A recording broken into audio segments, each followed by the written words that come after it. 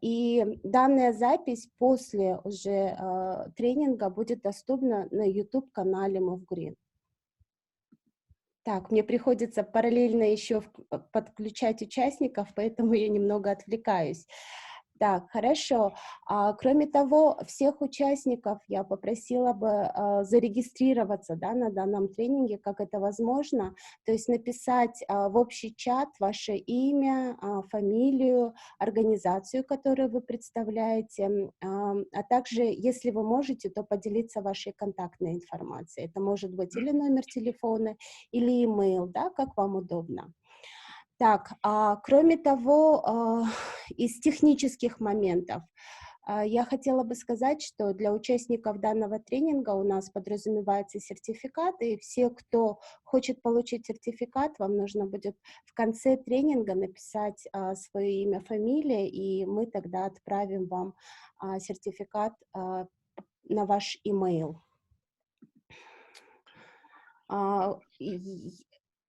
Наверное, на данный момент все. Если у вас вопросы, уважаемые участники, по формату, по которому будем работать во время нашего тренинга? Так, если вопросов нет, позвольте мне, пожалуйста, передать слово Андрею Олеговичу Подрезову и начать демонстрацию презентации. Спасибо вам большое.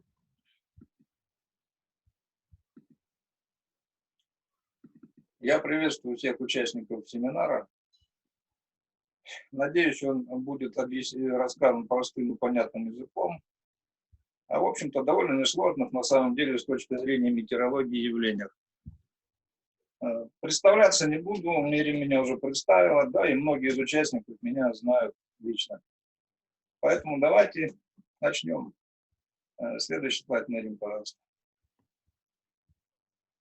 Итак, что такое смог? Извиняюсь, меня хорошо слышно? Да. Этот термин был введен английским ученым Генри Антуаном Дево в 1905 году, когда он описывал туман, который часто в то время уже наблюдался над столицей Британии, Лондоном.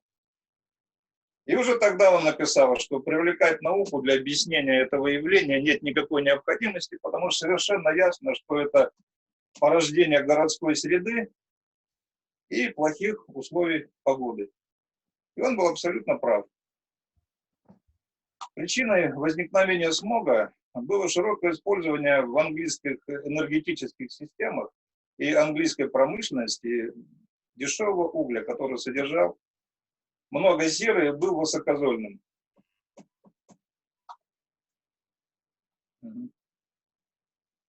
На этом слайде остановимся, Мария. То есть фактически смог — это смесь сажи, копоти, диоксида серы, мелкодисперсной пыли и тумана. Туман всегда ухудшает ситуацию во время смога, потому что он обволакивает капельками воды эти пылевые частицы или зольные частицы. Ну, метеорологи их называют ядроконденсацией.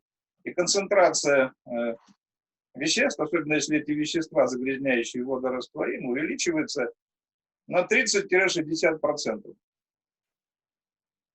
Ну, а так как взвесь — это довольно мелкая, частица дымов, пыль, то она может висеть над городом без выпадения в нижние слои или на поверхность почвы до нескольких суток, в зависимости, опять же, от погодных условий.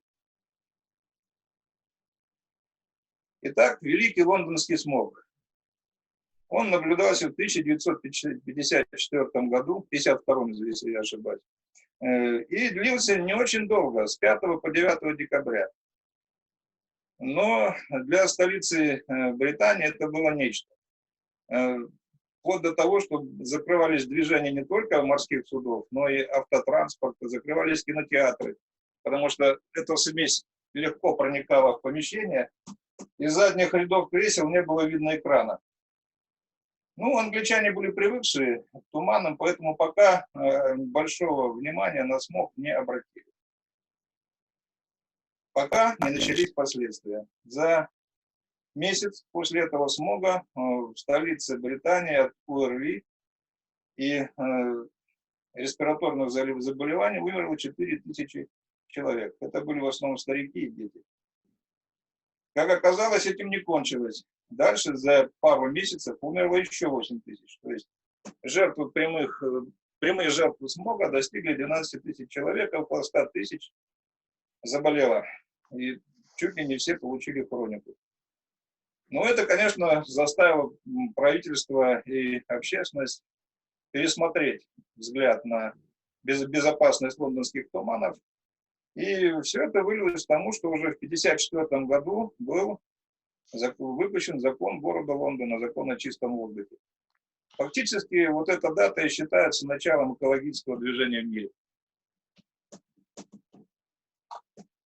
Ну, чего коснулись эти запреты? Это в первую очередь запрещено было в энергетике и в промышленности использовать низкосортный уголь.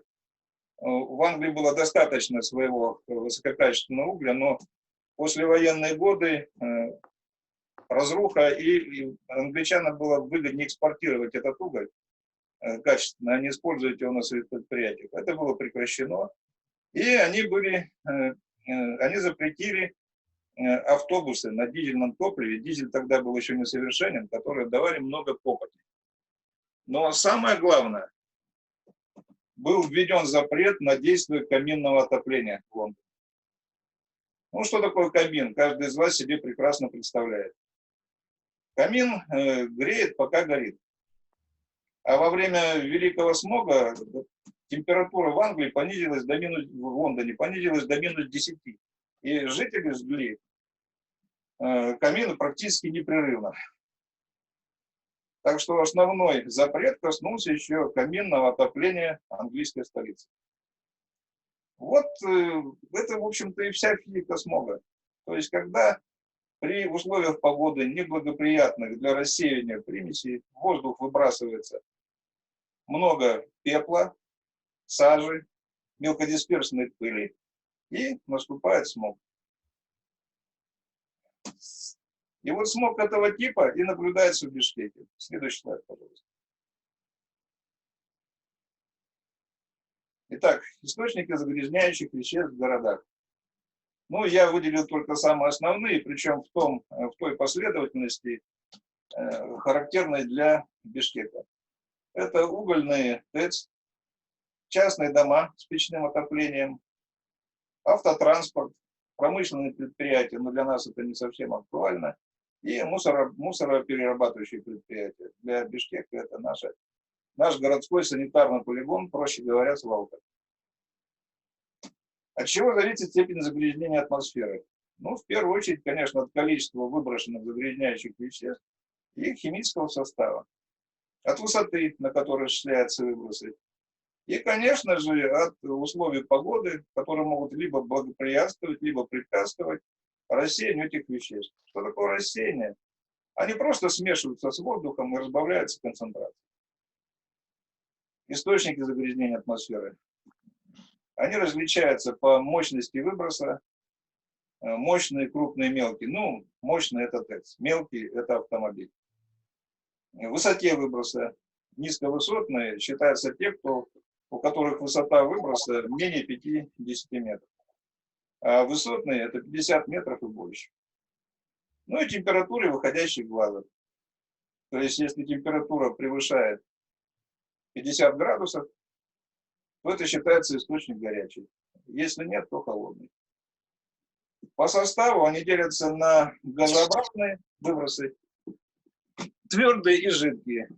Ну, газообразные – это оксид углерода, диоксид серы, оксид и диоксид азота,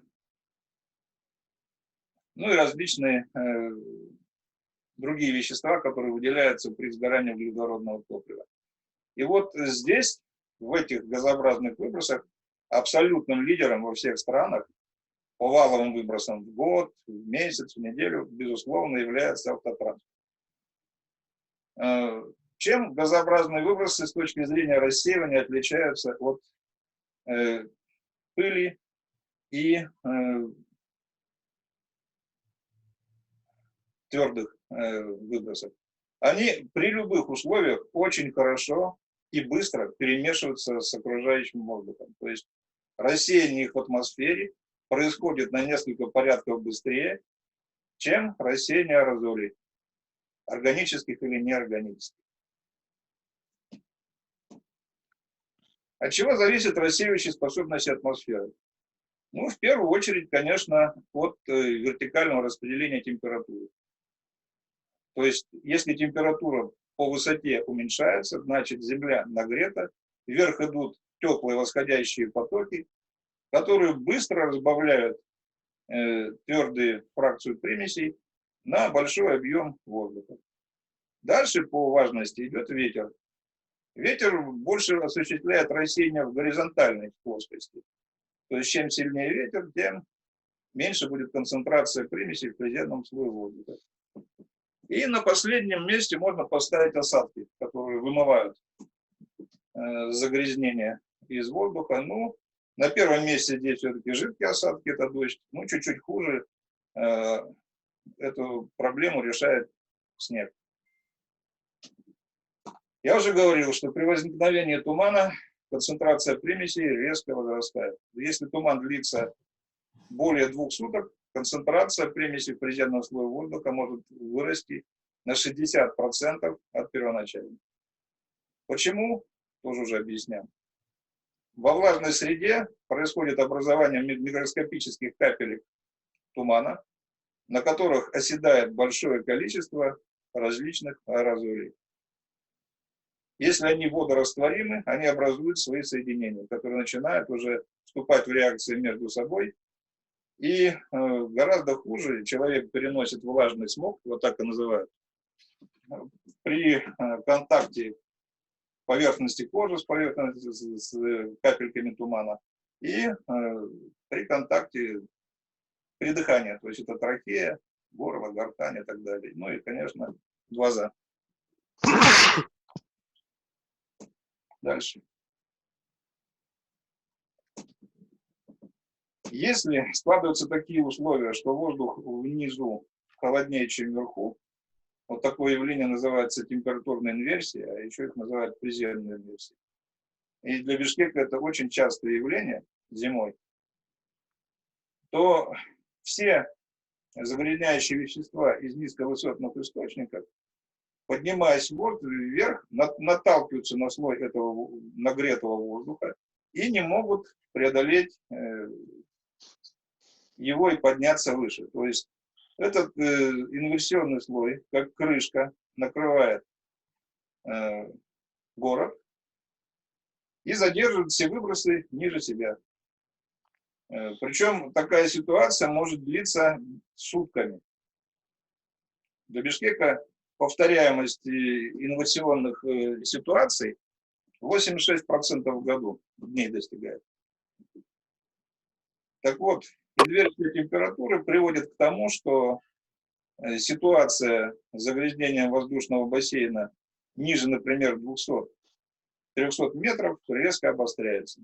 Примеси накапливаются, и появляется наш мох, отливающий желто-коричневым цветом. Почему у него такой цвет? Многие думают, что это диоксид азота окрашивает воздух. Нет, это мелкие частицы копоти придают смогу вот такой вид, если смотришь на него издалека или со стороны, ну, с гор, например.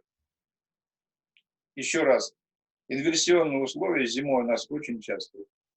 И основным препятствием для нормального разбавления и очистки воздуха является инверсия и ветер. Дело в том, что ветер в Бишкеке очень слабенький. В 50% случаев в году у нас вообще стелевая погода. И когда одно складывается с другим, мы получаем то, что мы наблюдали в ноябре этого года, в январе, да и сейчас, несмотря на то, что температура воздуха повысилась, загрязнение городского бассейна достаточно существенно. Дальше, пожалуйста.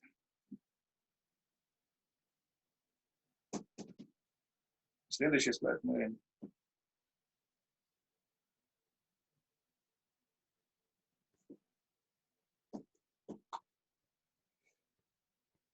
Так, ну вот здесь представлены два рисунка.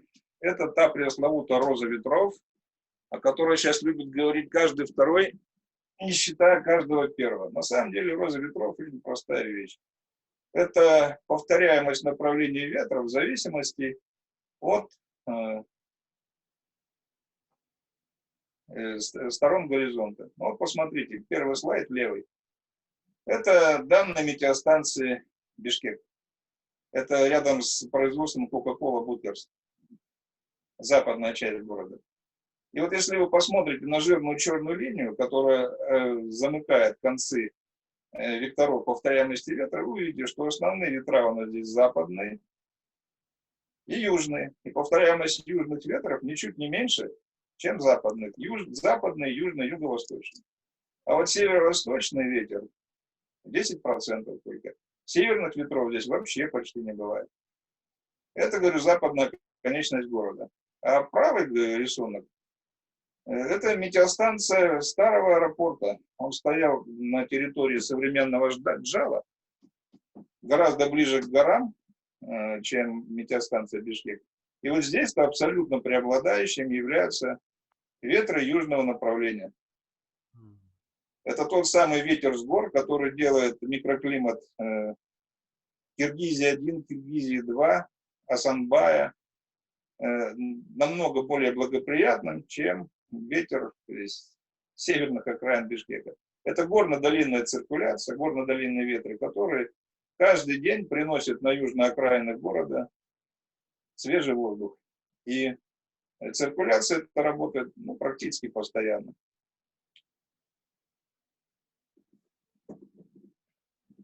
Итак, зимний смог в Бишкеке, если подытожить, все-таки создается в результате повышенного сжигания топлива частным сектором и наши ТЭЦ.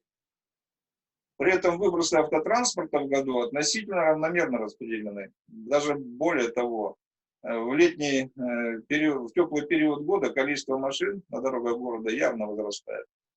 Но это не приводит к четко выраженным сезонным увеличениям не то, что выбросов твердых веществ автотранспорта, но и даже выбросы газообразных веществ от сезона к сезону, я говорю в первую очередь о моноксиде и диоксиде азота, колеблется очень мало, в пределах 1,3-2 ПДК. Ну, проще говоря, в 1,3 раза или в 2 раза превышают безопасную норму. Следующий слайд, да, Мэри. По наблюдениям за воздухом. Основной мониторинг наблюдений ведет Кыргызгидромет. Наблюдения ведутся примерно с 1972 года. И на территории города действовало от 6 до 11 постов по наблюдению за качеством воздуха. Ну, на современный Бишкек по требованиям необходимо не менее 10 постов. То есть на город с миллионным населением 10 постов – это минимум, что должно стоять в Бишкеке. Наблюдали они примерно 6 или 7 загрязняющих веществ. После 1996 года наблюдения резко сократились из-за сложностей с химреактивами, да и вообще. Мы все помним, что такое были 90-е. И сейчас наблюдения ведутся по сокращенной программе. И вот впервые привезена была автоматическая станция, которая задействована была в 2018 году по программе по развитию КРСУ «Чудо России». Это российская станция, оснащенная современными автоматическими газовыми анализаторами. Измеряет она 16 веществ. Ну и дополнена была американским измерителем пыли. Естественно, она оснащена своим метеорологическим комплексом, и параллельно измерялись основные метеорологические параметры. Естественно, у нее был аппаратно-программный комплекс, который автоматически создавал пригодную для дальнейшего наблюдения и использования базу данных и позволял в автоматизированном режиме извлекать из нее информацию практически мгновенно и на любом необходимом уровне. Станция работает до сих пор, и непрерывные измерения начались 20 декабря 2017 года. Следующий слайд, пожалуйста, Марина.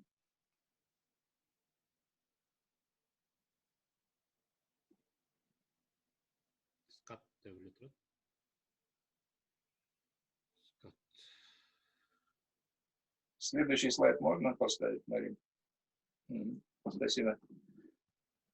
Вот на этом слайде представлено загрязнение атмосферы Бишкека по месяцам и сезонам года по данным нашего зондирования. Да, забыл сказать, что измерения велись непрерывно каждую минуту по всем параметрам. Потом они осреднялись за 20 минут, и 20-минутные измерения осреднялись за час. То есть станция мерила в реальном режиме времени. И это позволило сразу увидеть многие закономерности, которые даже наблюдения Кыргызгидромета, они были 4 раза в сутки через 6 часов, не позволяли, ну скажем так, достоверно установить. На этой таблице приведены те загрязнители, ПДК которых хотя бы раз за месяц превысила норму. То есть те, которые имеют концентрацию выше 1 ПДК. Ну, что такое ПДК? Предельно допустимая концентрация – это количество веществ в воздухе, либо в миллиграммах на кубический метр, либо в других относительных единицах, которые не оказывают заметного влияния на здоровье человека при его дыхании в этом воздушном бассейне, ну, за различные периоды времени. Чаще всего для жилых зон используют ПДК среднесуточно. То есть в этом случае при сколько угодном дыхании этого воздуха не оказывается токсикологического влияния ни на человека и патологического на его потомство. Итак, в этой таблице, посмотрите, она разбита по сезонам. Разумеется, ПДК здесь приведены среднесуточные, средние за месяц. То есть это довольно сглаженная цифра, и колебаться в ту или в другую сторону она могла значительно. Итак, декабрь, январь, февраль и в целом зима. Посмотрите, если моноксид и диоксид азота меняли свою концентрацию от 1,5 до 1 ПДК, ну, диоксид до 2, то пыль от 8 ПДК до 11 ПДК. ПМ2,5. ПМ10 чуть-чуть ниже концентрации, но все равно от 6 ПДК до 7. То есть пыль по своим концентрациям превышала все остальные загрязнители, как минимум пыль мелких фракций в 2-3 раза. И естественно, что абсолютным конкурентом для пыли в зимний период из других загрязняющих веществ здесь просто нет. Вот средние значения за зиму PM2,5 примерно 10 ПДК и 6 ПДК PM10. Почему это происходит? Потому что зимой практически всегда наблюдается мощная приземная инверсия, которая накрывает город и задерживает все выбросы загрязняющих веществ в своих нижних слоях. Весна, посмотрите, март, апрель, май. Естественно, пыль остается все равно еще на первом месте по концентрации, но концентрации с приходом тепла снижаются в 3 раза практически. А в мае уже пыль в среднем наблюдается ниже предельно допустимой концентрации. То есть перестроилась погода, пришло тепло, разрушился слой инверсии или стал намного тоньше, и усилилось перемешивание в нижних слоях. Все, смог значительно ослабевает. И вот я часто слышал суждение, что вот когда у нас был карантин, вот карантин ввели и смог кончился. Да ничего подобного. Смог кончился потому, что наступило тепло. Более того, даже когда в городе не было перемещения автотранспорта в марте и в марте месяце, концентрация пыли была довольно высокой. То есть транспорт практически не ездил за пределами красного квадрата, а концентрация пыли практически не понизилась. потому что было еще холодно, и люди просто топили. Ну, летом у нас ситуация нормальная. То есть у нас только фоновые концентрации пыли. На первое место по загрязнениям выходит озон и диоксид азота. С наступлением весны опять потихонечку начинает выходить пыль на лидирующие позиции. В сентябре она еще не превышает уровень загрязнения того же диоксида азота, но по мере наступления холодов, возвращения инверсии и начала отопительного сезона в частном секторе концентрация пыли начинает увеличиваться. Следующий слайд, Мария, пожалуйста.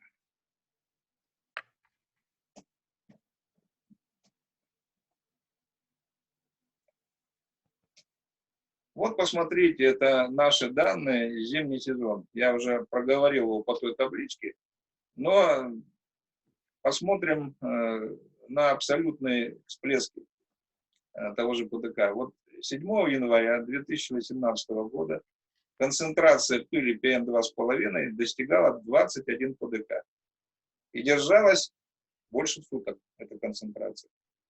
Я прекрасно помню тот день по погодным условиям. Это было Рождество, теплый день, штилевая погода, ветра не было вообще. И так как население было дома, многие, во-первых, протопили печи по 2 раза, не торопясь. А во-вторых, говорю, условия для рассеяния были никакие. Инверсия была очень мощная, и несмотря на солнечный день, примеси накапливались внизу. Вот 21 ПДК – это наш рекорд, ну, антирекорд, скажем так, за все время. Но это, опять же, говорю, по нашей станции. А концентрации азота, даже зимой, НО и ОНО2, азот и диоксид азота, не превышают 2 ПДК. И вот если посмотреть на их концентрацию в течение всего года, это от 1 ПДК в теплый период до 2 ПДК в холодный. У меня есть данные по старым наблюдениям за 89-95 годы. И вы знаете, вот несмотря на значительное превышение автотранспорта по советскому периоду, количество машин резко увеличилось, концентрации газообразных загрязняющих веществ выросли незначительно.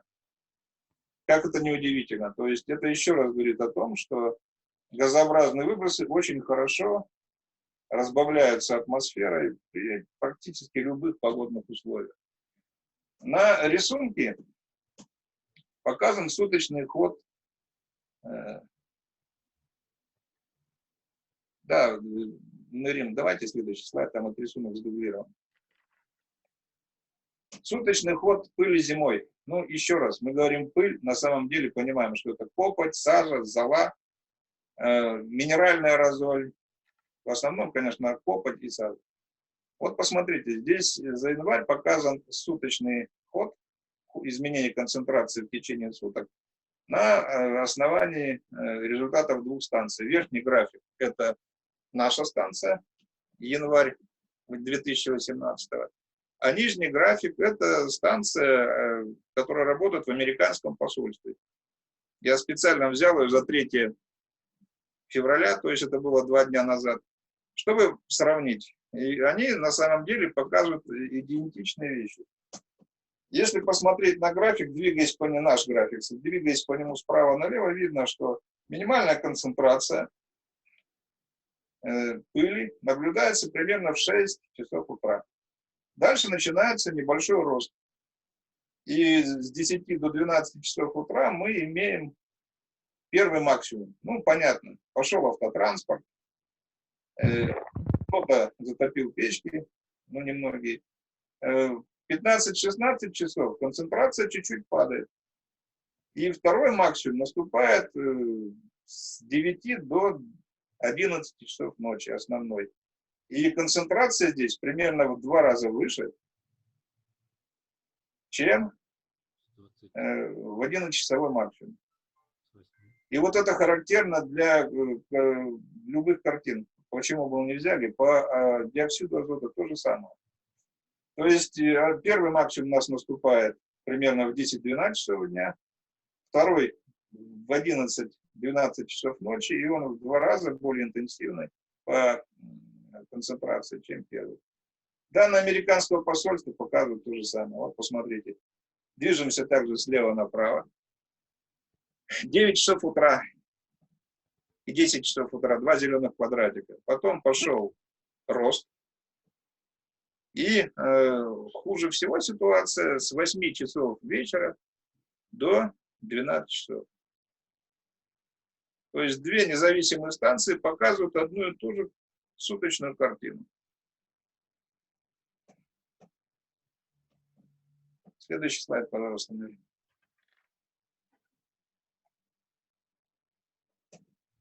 Весенний и летний сезоны. Ну, как я уже говорил, с приходом тепла и уничтожением или уменьшением количества и мощности приземных инверсий температуры, смог теряет свою интенсивность, и концентрация загрязняющих веществ в воздухе, в первую очередь дыма, начинает хорошо перемешиваться с окружающим воздухом, и концентрации пылевых загрязнений падают. Вот нижний рисунок май. На первое место по загрязнению выходит озон, 1,2 ПДК. То есть в мае уже про пыль можно забыть. И такая картина будет наблюдаться до сентября. Ну, кто-то может сказать, что озон – это безопасный элемент, и называть его загрязняющим веществом нельзя. Это не так. Потому что знаменитый фотохимический или лос-анджелесский смог обусловлен как раз озоном. И его последствия ничуть не лучше, чем последствия лондонского смога. Следующий слайд, Мария.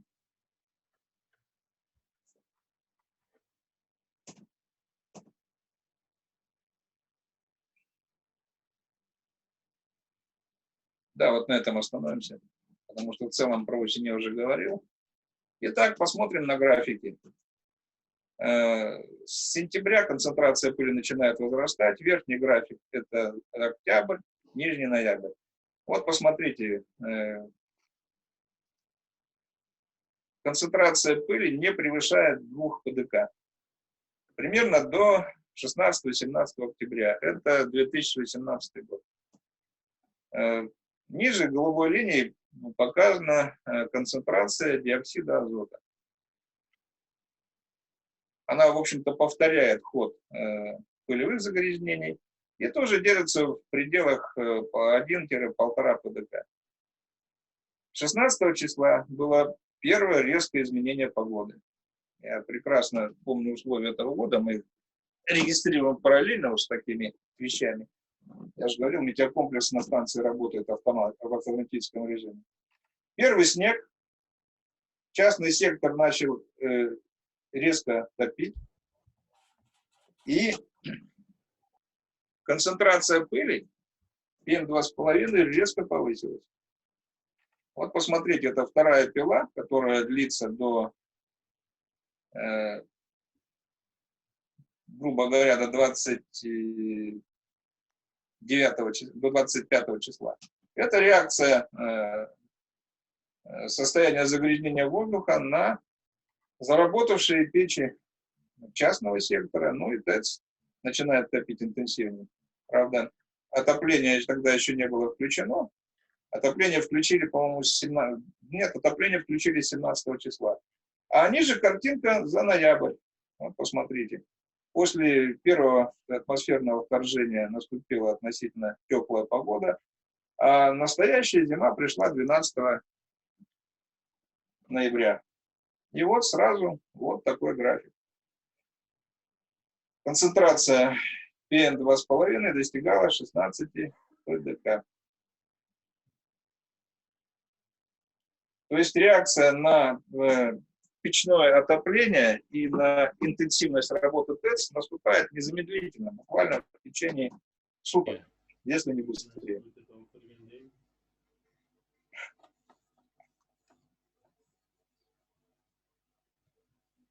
Следующий слайд, Мария.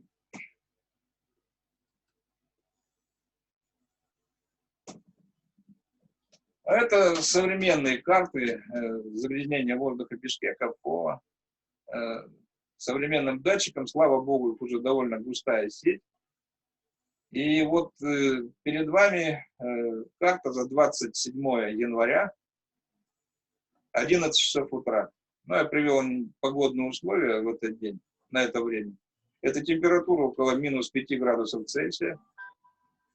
Ясно, штилевое состояние или безветрие.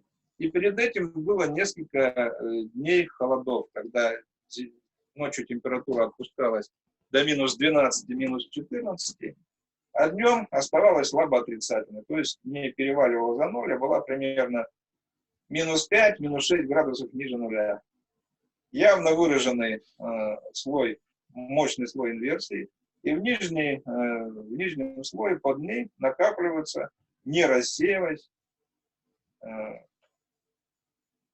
твердые вещества. Ну, в данном случае здесь графики мерили PM2,5. Это не концентрация приведена в кружочках, это приведен индекс качества воздуха, это относительная единица. Ну, давайте взглянем на карту. Итак, посмотрите, центральные районы Бишкека. Индекс качества воздуха 487 в центре города и 607. Южные районы, то есть Верхний Орог, Чонарык, это красный, оранжевый и второй красный кружок. Микрорайон 12-я Санбай находится в гораздо лучших условиях. То есть там примерно в 2 раза воздух чище, чем в центре города. Но абсолютными лидерами по загрязнению, если вы хорошо себе представляете карту города, безусловно являются районы новостроек. Посмотрите. Новопавловка 680, Кызыласкер 747, Военная Антоновка 1215, микрорайон Восток 5, 607. То есть центр города, ну, в 2 раза имеет более низкую концентрацию, чем районы новостроек. И это не объяснить никакой логикой с точки зрения автотранспорта. Уж совершенно понятно, что концентрация автотранспорта на центральных городских улицах и их пробками и всем остальным, ну, гораздо выше, чем в районах любой новостройки. Нельзя сказать, что в районы западные, это Новопавловка, Военная Антоновка, Кызыласкер, распространяются дымовые факелы ТЭЦ. Нет. Как правило, они распространяются в сторону Иссыкуля, то есть на восток. То есть вот на эти рекордные цифры наложить выбросы ТЭЦ не получится, при всем желании. Северная оконечность города, Красный Строитель 662, ну и район Дордоя 391. Вот в районе Дордоя картина очень часто меняется от почти нормальной до, скажем так, очень сильного загрязнения. По-видимому, это все-таки связано с тем, что если на северную оконечность или до объездной дороги распространяется иногда, далеко не всегда, это выбросы с нашего горячего полигона, то там концентрации могут увеличиваться. В основном, конечно, эти выбросы распространяются по оси долины с запада на восток, ну, по преобладающему направлению ветра. Итак, из этой картинки можно понять, что те районы города южные, которые находятся под многодолинной циркуляцией, всегда будут иметь более чистый воздух, чем центр города, и уж тем более, чем районы новостроек. Следующую картинку можно? Ну, здесь я взял уже совершенно свежую дату, это на 3 февраля, все мы еще помним, какая там была погода, 8:30 утра. Ну, посмотрите, дневные температуры стали положительные, 5-7 градусов выше нуля. Слой инверсии уменьшился, она частично разрушилась. Перемешивание с верхними слоями атмосферы идет практически беспрепятственно. И мы имеем вот такую картинку. Бишкек целом более-менее все нормально. По IQ до 300 единиц, до 50 единиц это нормальное состояние, выше 300 уже опасно. Но в районы частного сектора опять же являются теми же лидерами. Центр Бишкека 99, ну, грубо говоря, 100. Военная Антоновка 340. Кызыласкер 310. Ну и так далее. Бакаята 407. Абсолютный лидер. То есть опять максимальная концентрация наблюдается в тех районах, где нет интенсивного движения автотранспорта и куда явно недостает ТЭЦ своим факельным выбросом. Следующий слайд, пожалуйста.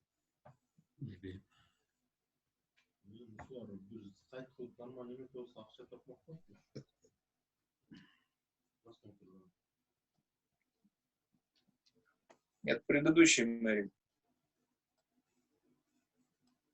А это тоже 3 февраля, только уже вечер. 7:30 вечера. И за день концентрации везде повысились. Ну, не намного, примерно на 100 единиц. И опять наиболее высокие цифры наблюдаются в тех же самых районах новостроек.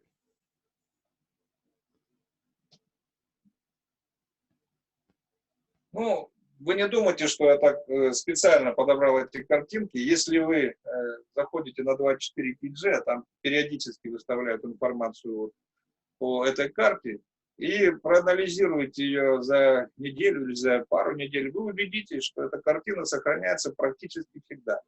Нарушает вот такую ситуацию только изменение погоды. Когда появляется ветер, меняется температура, и тогда картина по городу смазывается. Более-менее везде наступает все хорошо. Следующий слайд. Ну, вот выводы перед вами, которые мы сделали, вот исходя из результатов 3-летних наблюдений, из анализа метеорологической ситуации при этом, и из того, что известно о смоге вообще. А известно о нем очень много. Он изучен уже практически, изучаться начал 100 лет назад. Но я не знаю, стоит ли мне их зачитывать или нет. Может, дать вам время, вы просто сами прочитаете. Или я могу коротко сказать это по-другому.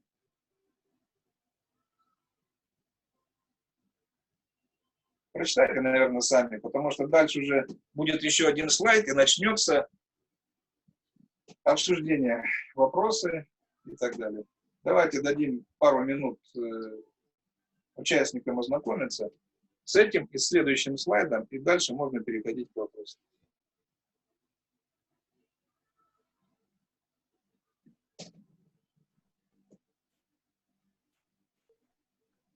Примерная доля ТЭЦ в образовании смог составляет 30%, это около. Транспорт, конечно, является источником загрязнений, но газообразных выбросов, не смога, не твердовещественных веществ. Уважаемые участники, пожалуйста, можете про себя читать. Мы вас слышим.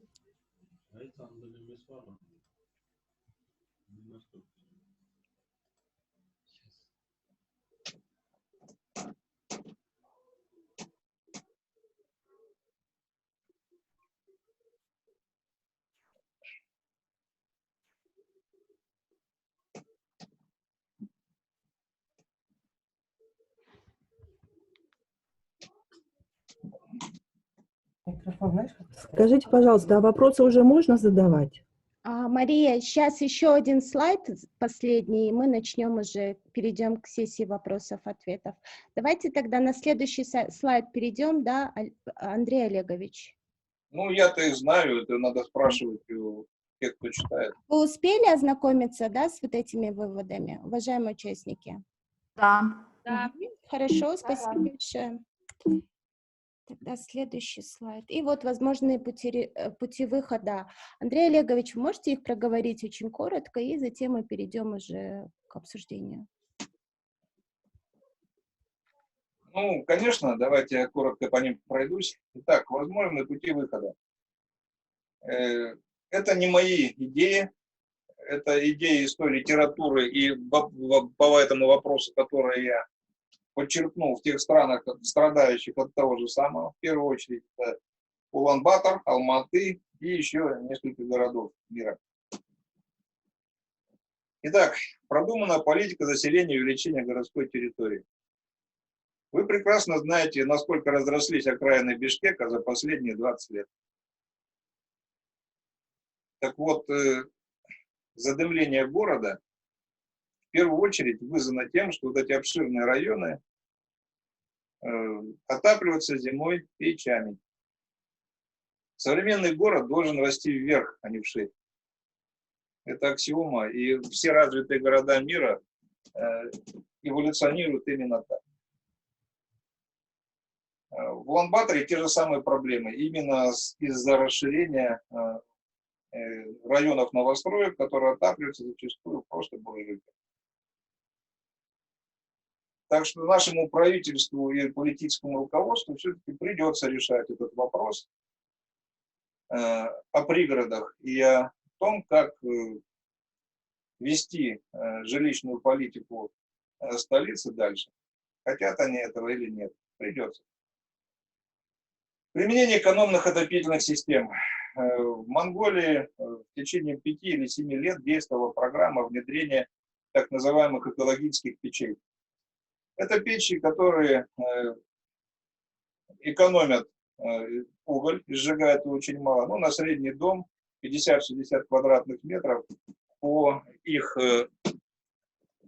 характеристикам уходит примерно 6-7 килограммов угля в сутки. Уголь не горит там открытым пламенем, как только он разгорается, практически герметично закрывается поддувало, и уголь постепенно тлеет, отдавая тепло в течение длительного времени. Многие в Улан-Баторе перешли на эти печи, но часть населения их не приняла по одной простой причине, что на этой печке невозможно готовить, то есть она только для отопления. А люди привыкли готовить во время топки своей буржуйки на ней, раз уж все равно дрова тратим. Газификация, электрификация частного сектора – сложная проблема, конечно. Не только из-за тарифов, но и из-за мощности энергосетей, трансформаторных подстанций, возможности проводки. Даже вот была бы возможность у ТЭЦ обеспечить в зимний период электроэнергией частный сектор в 2 раза более дешевому, в 2 раза более дешевому тарифу, но эту же энергию надо еще доставить.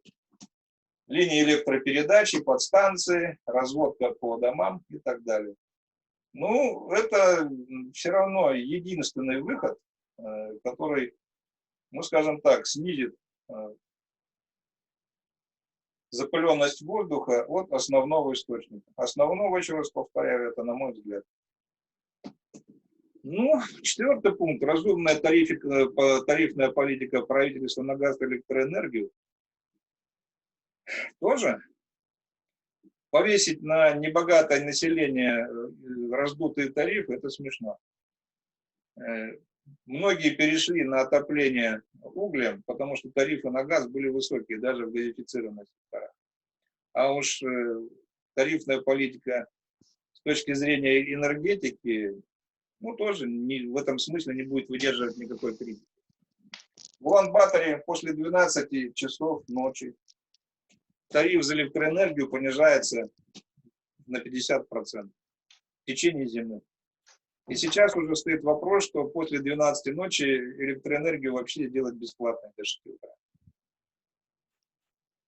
Власти вынуждены подходить к решению проблемы смога там реально и конструктивно.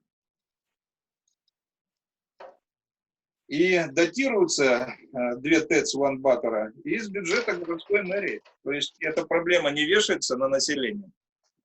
Городской бюджет оплачивает разницу. Автотранспорт. Ну, сначала вот такая вещь. Многие говорят, что троллейбус и электромобиль – это экологические виды транспорта. А откуда берется энергия для троллейбуса? И откуда берется электрический ток под зарядом розетки для электромобиля? В нашем случае он будет браться от ТЭЦ. То есть это дополнительные сотни тонн сгоревшего угля. Это не значит, что автотрансом, конечно, не надо заниматься. Надо. Но, опять же, нужна гибкая, обоснованная политика, ну, начиная с улиц. Вот первый пункт – оптимизация стратегических городских магистралей. Ну, все мы знаем, что центральные улицы города у нас сейчас превратились в бессрочную стоянку, где автомобили могут стоять днями, а то и неделями. Несмотря на то, что правительство и мэрия расширяет улицы города, фактически к увеличению пропускной способности улиц это не приводит. Итак, проблема со стоянками, проблема с пробками, а это уже режим движения, особенно в часы пик. Разгрузите улицы от стоящих автомобилей, продумайте все-таки работу светофоров, оптимизируйте, и что-то уже наладится. Ну, что еще можно сказать? Любые власти, конечно, стараются действовать с точки зрения жестких запретов. Ну, как у нас любят.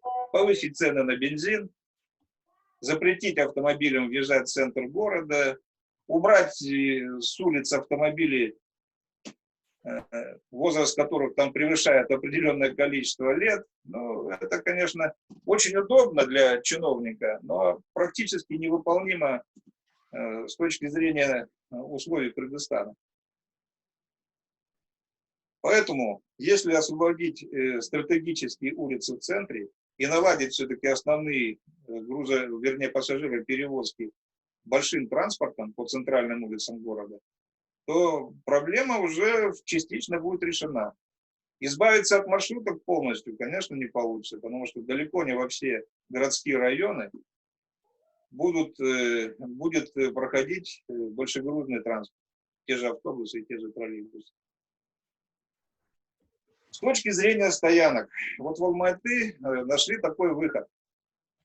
Там нет прямых запретов, но они не разрешают транспорту стоять на обочинах, а построили сеть автостоянок на центральных районах города.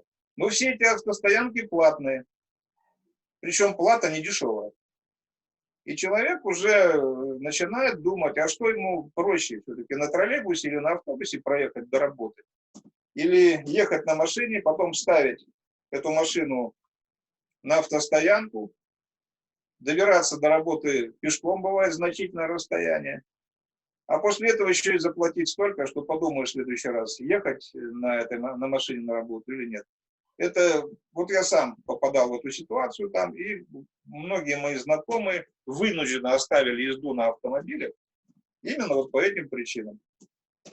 Это вроде не прямой запрет, хочешь езжай и плати, но тем не менее лишний раз вести себя любимого одного без определенной необходимости это не позволит.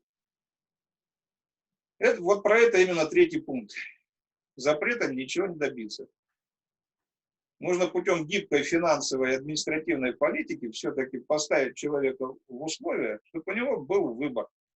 Или он едет на машине и начинает испытывать нешуточные неудобства, или все-таки, как все, он становится пассажиром автобуса, по крайней мере, во многих бытовых и жизненных ситуациях. ТЭЦ. Ну, то, что вот еще Новиков сказал, что 20 котельных будут переведены на газ, конечно, это совершенно правильный подход. Маленькие районные котельные с невысокими трубами, но относительно большим количеством сжигаемого угля, конечно, сильно загрязняют атмосферу своих районов. Когда строили ТЭЦ, ведь в Вторым пунктом, кроме первого, первый пункт это был обеспечить город и его индустрию промышленно развивающую электроэнергией. Вторым пунктом было убрать 250 котельных из города и сделать единый источник тепла и энергии. То есть почти 250 котельных были закрыты, и вместо 250 низких труб, разброшенных по всему городу, мы получили один хорошо организованный источник с промышленным сжиганием угля, с высокими трубами, с выбросами высокой температуры и с очистными установками, которые стояли на дымоходах. Если сейчас не сделать то же самое по мелким котельным, то есть не перевести их на газ, то ситуация будет ухудшаться, потому что на ТЭЦ вешать постоянно и все не получится. А вот в идеале перевод ТЭЦ на газ, по-моему, это вряд ли осуществимо, исходя хотя бы из тех же тарифов. То есть, если стоимость электроэнергии поднимется в несколько раз, наше население это просто не потянет. Ну и, конечно, я думаю, что все-таки администрации ТЭЦ и мэрии нужно вернуться к закупкам нормального угля. В том же Казахстане с более низкой зольностью и низким содержанием серы. То есть все-таки топить нашим местным углем, конечно, это плохо для такого большого предприятия. Да, это будет дороже, но несравнимо с тем, что с теми затратами, которые потребуется перевести ТЭЦ на газ. Ну и, конечно, модернизация и улучшение газоочистного оборудования, которое стоит на ТЭЦ, его нормальная эксплуатация. Это, ну, скажем так, основной пункт периодической работы ТЭЦ, в любой ТЭЦ, постоянно. То есть оборудование должно быть в порядке, оно должно работать и по возможности должно модернизироваться. Ну и последнее, куда мы без ТЭЦ денемся? ТЭЦ это единственный источник энергии, ну, на полстраны, я уж не говорю про Бишкек, а про Бишкек и говорить нечего. Если это зло, хотя это не такое уж большое зло с точки зрения смога, то терпеть его придется, и, честно говоря, валить всю вину на ТЭЦ, ну, это просто называется включить режим стрелочника, отвести ее от себя. Ну, например, мэрия валит на ТЭЦ, потому что это другое ведомство, и отвечать за ситуацию в данном случае придется мне. Ну, по крайней мере, у меня сложилось такое представление. Я слежу постоянно за выступлением по поводу смога. А сейчас наши чиновники явно включили режим стрелочника. Найти виноватого, но только не меня. Ну вот в целом и все. Андрей Олегович, спасибо вам большое. Здесь у нас в чат поступило несколько вопросов. Позвольте, пожалуйста, их озвучить. Сколько угля сжигается в год на ТЭЦ, спросила Аймгуль Керимрай. И Мария, она хотела бы узнать, откуда взята цифра 30% доля ТЭЦ в загрязнении воздуха. Это вот вопросы, и затем я передам слово Мирлану Дулдаеву, он хотел бы прокомментировать что-то.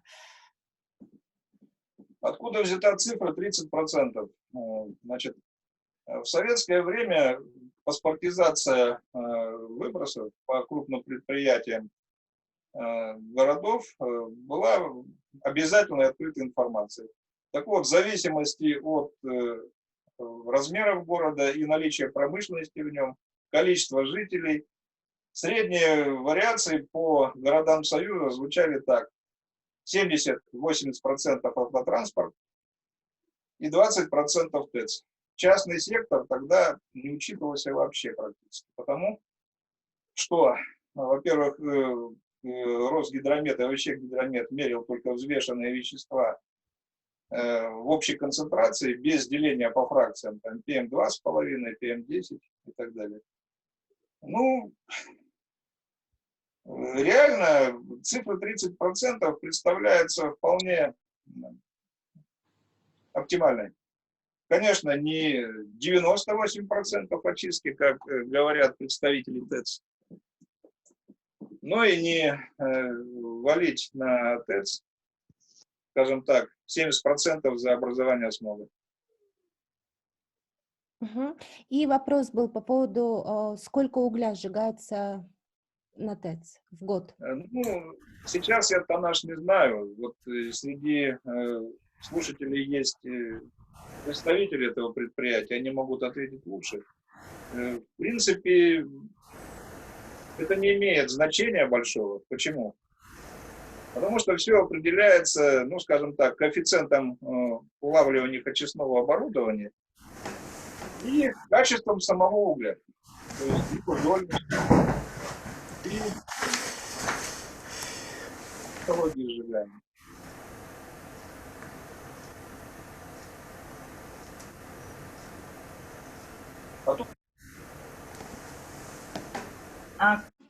Коллеги, если можно, электрические станции Турдубаева, я коротко насчет ТЭЦ, как уже тут озвучил, уважаемый профессор. Меня слышно, да? Да, пожалуйста, вы не могли бы еще раз представиться? Да. Турдубаева Бактыгуль Амангельдиевна, УАО «Электрические станции», ведущий инженер-эколог. Я быстренько пройдусь, я просто на работе еще тут попутно отчеты принимаю как раз-таки. Ну, во-первых, ТЭЦ, как вы знаете, работает на угле. Это казахский уголь, 30% составляет, и 70% это наш каракечинский уголь. Ну, как я уже ранее говорила, тут неоднократно уже про ТЭЦ и в телевидении, радио, и везде. Да, мы, конечно, тоже вносим свой определенный вклад в этот смог. Ничего не отрицаю, никого не хочу там кого-то чернить или это. Ну да, сейчас на сегодняшний момент мы работаем на угле вот таком соотношении. 1 100 000 закуп делается, потребность 1 100 000, ну где-то 1 000 000 за сезон сжигаем. Согласна с профессором уважаемым, что было бы хорошо перейти полностью, тем более доставка казахского угля намного дешевле. Но, как вы знаете, наша вот эта модернизированная ТЭЦ, ну, страна, где вот китайцы нам помогли модернизировать, она именно под наши эти каракечинские угли, эти котлы сделаны. Это первое. Второе, где старая часть осталась, ну, старая часть это ТЭЦ, теоретически, вот как Новиков говорил, там на газ, несколько вариантов сейчас у нас вот годовые отчеты сдают, мы сейчас составляем бизнес-планы, проверяем еще раз этот. В принципе, на газ, в советское время на газе он работал. Старая часть может быть, как бы, не знаю, как это будет принято свыше, но было такое, что такие предложения со стороны правительства, чтобы рассмотреть вопрос перехода на газ. Ну, как вы уже правильно сказали, что это в тарифы, и это будет неподъемным временем на наших жителей.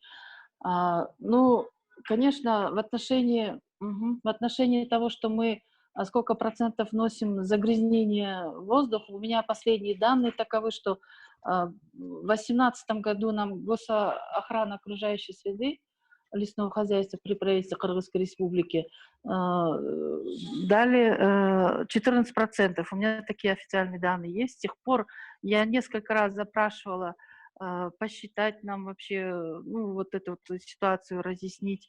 Но тогда я так поняла, что они в учет не брали частный сектор. Они дали нам 14% от общего выброса в городе.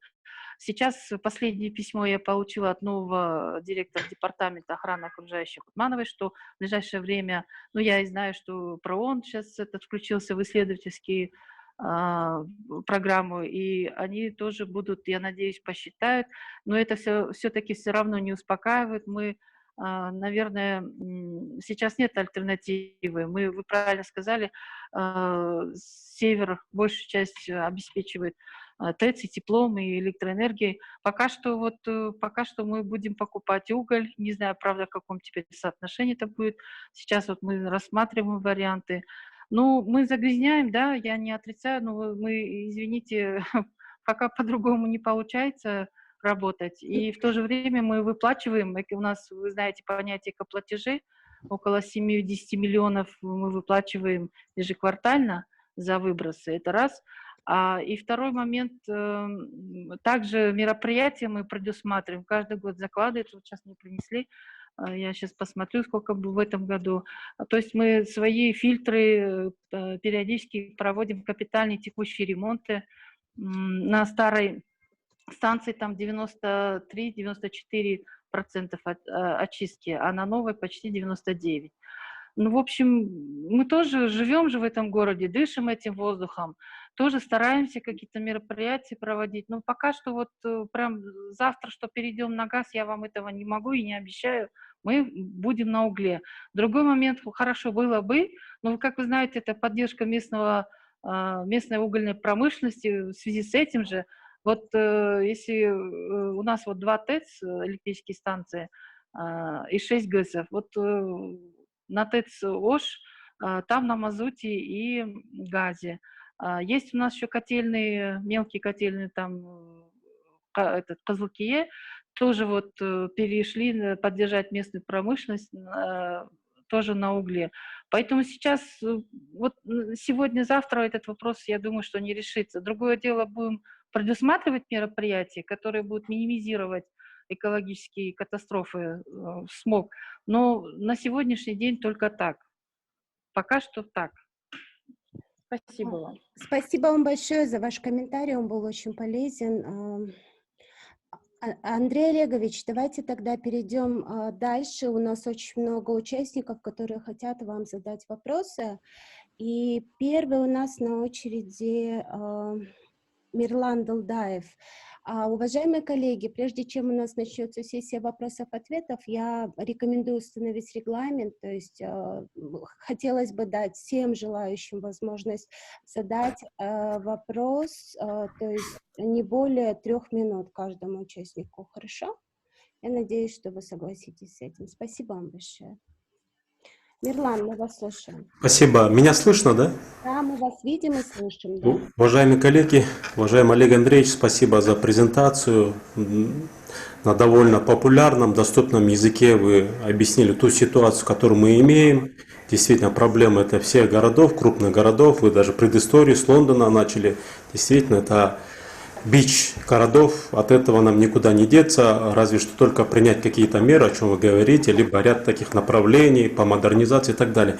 У меня один вопрос и один комментарий. Олег Андреевич, вот в порядке вопроса. Температура инверсия в городе Бишкек в зимнее время, вот обратная инверсия, когда наоборот с поднятием до какой-то высоты температура повышается, нежели от естественной инверсии. На какой высоте вы вообще фиксировали ли этот слой, до какой высоты идет вот эта инверсия в зимнее время, именно на территории города Бишкек? Инверсионный слой, то есть о чем вы говорили, та шапка или крышка, вы говорили, наблюдается? На какой высоте? Самая распространенная высота это 150-250 метров. Поэтому большая труба ТЭЦ уже находится за пределами слоя инверсии. Как правило, видно даже по распространению факела, что там рассеяние хорошее. Там и ветер. 300 метров большая труба. Сколько? 300. Большая труба 300 метров, 180 и китайская 150. Ну вот, но вот в это воскресенье я хотел прикрепить даже фото. Я сфотографировал ТЭЦ, и вот четко было видно, что большая труба распространения факела было на запад, а маленькая труба, дым шел на город. То есть маленькая труба еще была в зоне инверсионного слоя. И самые частые высоты зимой это до 250-300 метров. Спасибо, Андрей Олегович. Андрей Олегович, еще один такой вопрос корректирующий. Вот соотношение ПДК, той, которая ГОСТовская у нас есть, то есть, то бишь, то было то, что в Советском Союзе, потом уже вот после обретения независимости, и соотношение дающих показателей по ПДК вот этих приборов. В основном они китайские идут, ну, есть, конечно, хорошие, сертифицированные, они небольшие приборы, которые замеряют PM 2,5. В советское время не было деления пыли по фракциям, и Да. мерили просто Да. взвешенные вещества. Да. Концентрация была 0,5 мг на кубический метр.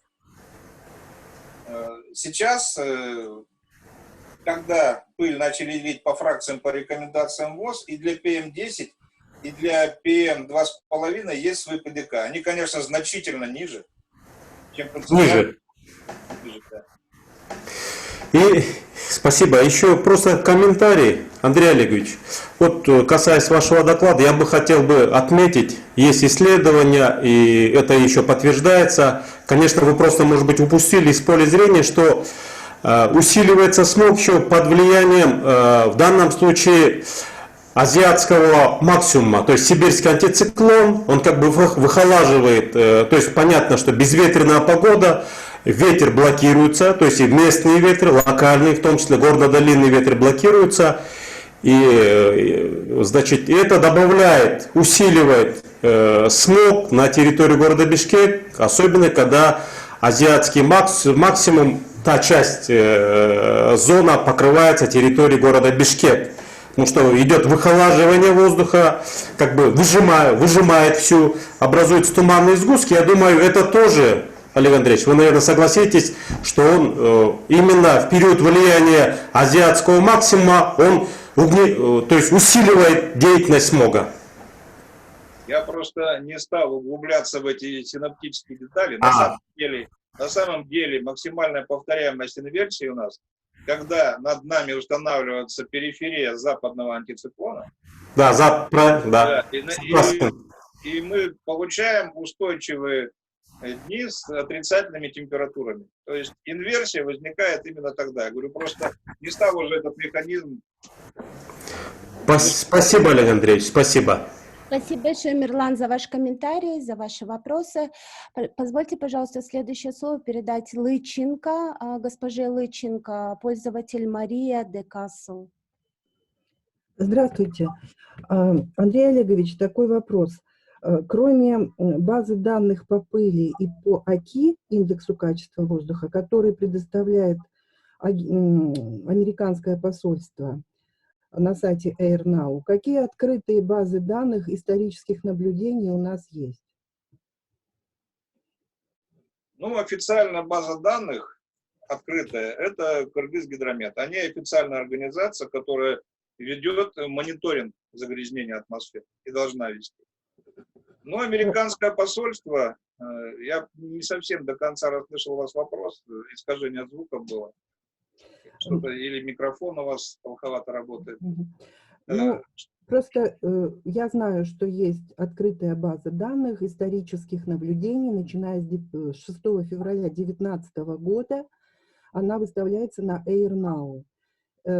Вопрос такой, где еще можно получить источники исторических наблюдений за PM2,5 и индексом качества воздуха? Кыргызгидромет разве выставляет исторические данные? На всеобщее обозрение. Исторические данные не выставляются сейчас, но вообще Кыргызгидромет выпускал ежемесячники и ежегодники по загрязнению атмосферы. С самого начала наблюдений за качеством городского воздуха. И они в открытом доступе были всегда, и сейчас. Другое дело, что гидромет только-только приступает к измерению пыли мелких фракций PM2,5 и PM10. Сейчас у них в рамках проекта с Азиатским банком развития, они, по-моему, получили 60 автоматических станций, которые будут установлены в Бишкеке и в других крупных городах Кыргызстана. И я думаю, эта база данных будет открыта. Что касается нашей базы данных, у нас сейчас она есть за 3 года по PM2,5 и PM10. И, в принципе, при необходимости, если у вас что-то связано по работе с этими данными, мы вам можем их предоставить. Можем предоставить аналитический отчет, можем показать и базу. Американское посольство, у них очень дорогое оборудование, по-моему, там за 200 с лишним тысяч долларов станция стоит, и замеры они производят качественно. Наша станция, наш полимер американский, это 25 тысяч долларов его цена. А сама станция на российского производства, и она стоила около 6 миллионов российских рублей. Так что с данными вот так. Мгм. Спасибо. Хорошо, спасибо большое. А вот Ихром Мамадов, есть ли этот участник сейчас здесь? Он у меня показывает как неактивный, но он тоже задавал вопрос. Хорошо, давайте тогда перейдем к следующему участнику. Насиба Байматова, пожалуйста.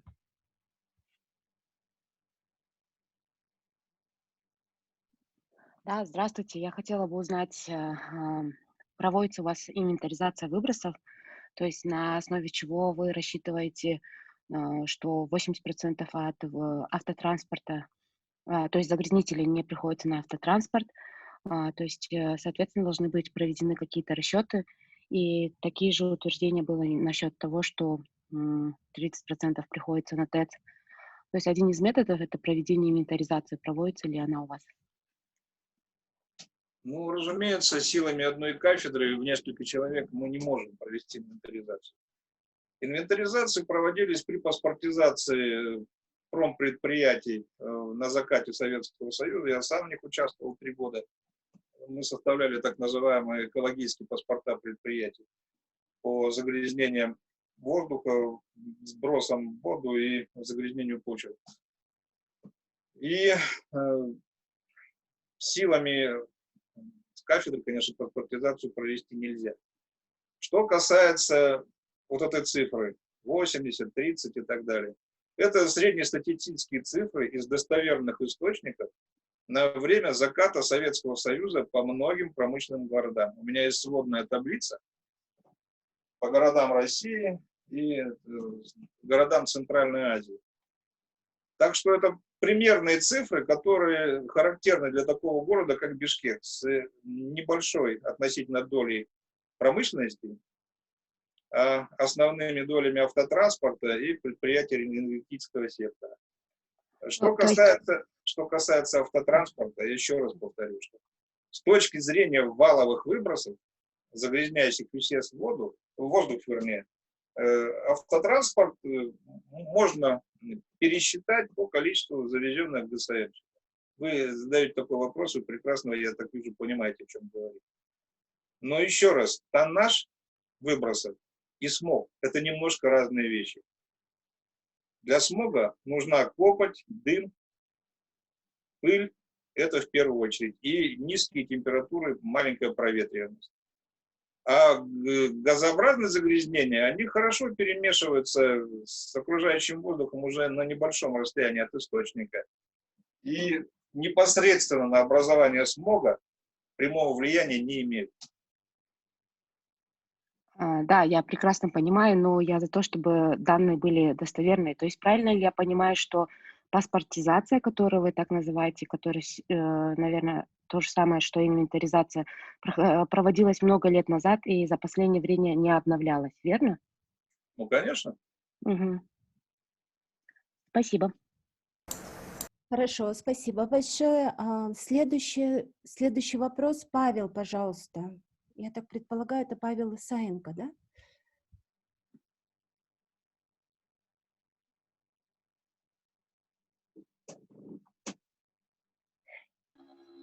Так, всем добрый день, меня слышно? Мы вас слышим. Да. У меня такой вопрос. Есть ли данные о направлении ветра на высоте дымового факела ТЭЦ, то есть 300-400 метров? Потому что часто бывает, что ветер на земной поверхности и на высоте имеет противоположные направления. Допустим, неделю назад мы замеряли смог с помощью дрона, и ведь дым от ТЭЦ шел строго на запад, но при этом ветер на поверхности Земли дул на восток. И таким образом принося смог с западной части в центральную. Вот так. Вот такой вопрос. Ну, с этим несложно. В Бишкеке работала аэрологическая станция. Работала она 50 лет. Располагалась она, опять же, около метеостанции Бишкек. Это Coca-Cola Bottlers. 4 раза в сутки выпускались аэрологические зонды. И распространение ветровых потоков над городом хорошо изучено. По результатам работы этой станции выпущены аэрологические справочники. Они в открытом доступе. Мне такой вопрос задавали ребята, которые хотели заниматься здесь полетами на воздушных шарах часто. И действительно, совершенно правильно подмечено. На разных высотах обязательно существует противотечение воздуха. Если в более низком слое воздух в основном дует на запад, то выше него на 300 или 400 метров обязательно будет струя в обратном направлении. И часто это меняется с точностью да наоборот. На высоте, вот большую трубу берем, ее выбросы, ветер дует в сторону Иссыкуля на восток, а небольшая 150-метровая труба дает факел выброса в сторону города. То есть это противотечение ветра, это совершенно естественные вещи. И данные, многолетние данные за 50 лет по ветру над городом есть до высот несколько километров совершенно спокойно.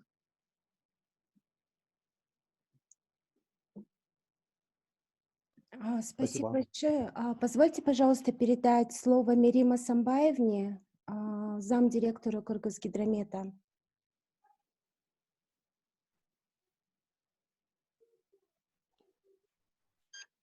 Здравствуйте, уважаемые коллеги. Спасибо, Мирим. Андрей Олегович, спасибо вам за вашу интересную презентацию. Я хотела просто прокомментировать то, что вы сказали.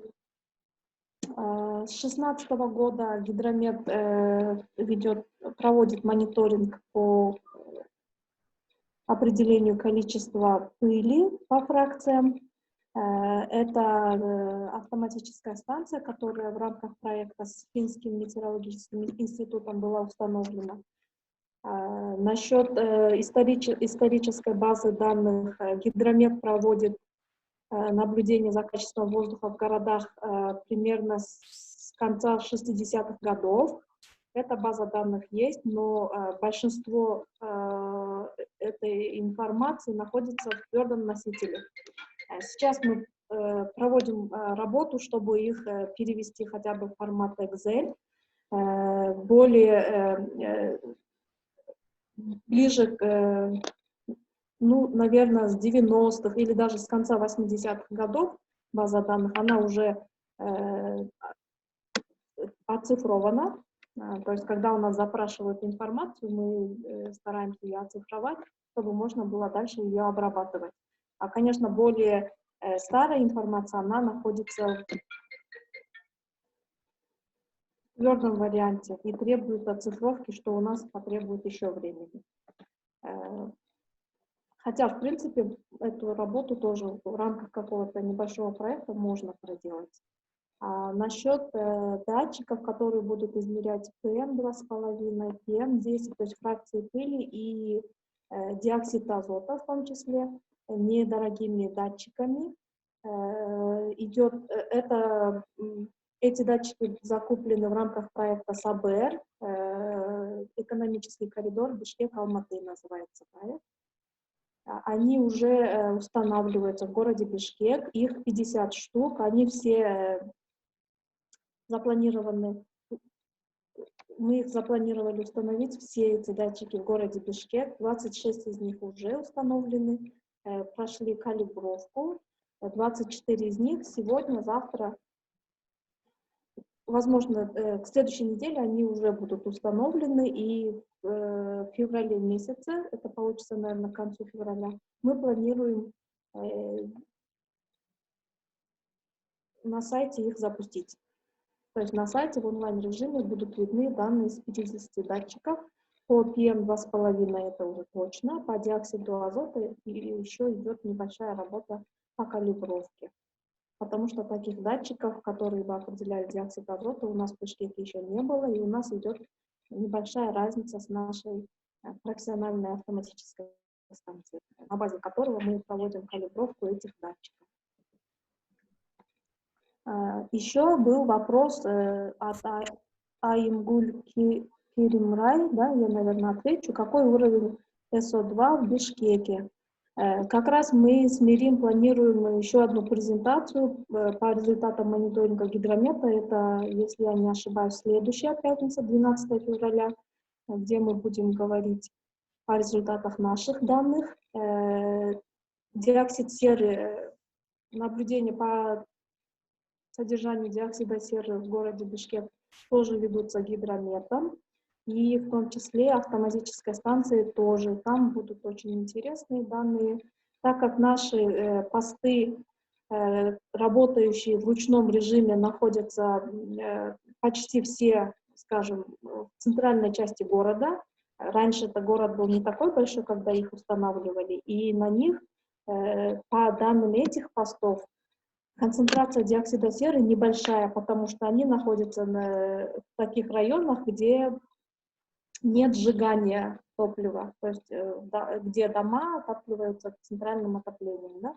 А наибольшее, сравнительно большее содержание диоксида серы у нас показывает автоматическая станция, она у нас находится на территории Бишкекской метеостанции, это район Кока-Колы. И уровень диоксида диоксида серы, я бы сказала, она одинаково поднимается и снижается с PM 2,5, то есть она зависима от сезона года. Это, как Андрей Олегович рассказывал, что летом почти нет превышений по PM, то же самая картина у нас по диоксиду серы. И более подробно мы можем еще в пятницу поговорить. Можно я дополню, Ирина Санбаевна? Да. Да, ваши посты стоят на центральных улицах, ну вот, например, Манаса, Московская, но несмотря на то, что там постоянная автомобильная пробка, ведь они не дают сильного превышения по НО2, по НО и так далее. То есть, несмотря на то, что большое количество транспорта стоит в пробке с работающими двигателями, ну уж совсем сильного превышения норм ПДК по газообразным выбросам, которые вы измеряете, не происходит. Можно, да, я отвечу? Да, конечно, оно нам не дает ту картину, которую бы хотелось видеть, ту картину, которую дают автоматические станции, измеряющие эти концентрации круглые сутки каждую минуту, потому что наши стационарные наши посты наблюдения проводят 3 раза в сутки, но даже по этим данным видно, что и оксид, и в основном диоксид азота круглый год у нас превышают нормативы. То есть от 2 до 4, иногда и до 5 раз превышает ПДК среднесуточный. И основными, скажем, наиболее грязным участком является центральная часть Бишкека. Это данные наших станций, которые находятся на Московской Манаса и Ибраимова Джибекджолу. То есть они более лидирующие, скажем, и следующие более высокие концентрации у нас наиболее часто наблюдаются на станции, на посту, который находится Аул или Бесово, это вот в сторону Дордоя. Там есть вот такой треугольный островок, там находится наш пост, я улицы забыла. Вот эти 3 поста по оксиду и диоксиду азота показывают превышение круглый год до 5 раз. Хорошо, спасибо большое, Мирима Самбаевна, за ваши комментарии и информацию, которую предоставили. Уважаемые участники, можно, Мирима Самбаева, один вопрос? Самбаевной у нас пройдет в следующую пятницу, 12 февраля, в 2 часа. Давайте, наверное, все вопросы, которые касаются Кыргызгидромета, мы обсудим на следующем мероприятии. Мирлан, буквально 1 минуту, не больше. Да, если можно, я вот как раз представитель Гидромета Мирима Самбаева, я бы просто хотел отметить, что сейчас вот то, что мы говорим о PM 2,5, пресловутое PM, оно настораживает как бы многих горожан, и идет такое, знаете, вот недопонимание ситуации, поэтому я не думаю, Гидромет должен делать какие-то сообщения, что это весь имеющий состав механических примесей, все, что есть, и пыль, и вода, и газ, и так далее, и мелкие дисперсные частицы, потому что многие думают, 2,5 ppm, превышение в 10 раз, все, мы умираем, значит, там это вредные вещества и так далее, ядовитые вещества. Мне кажется, здесь надо более аккуратно и вести разъяснительную работу, а то вот иногда пишут, умираем, дышать не можем и так далее.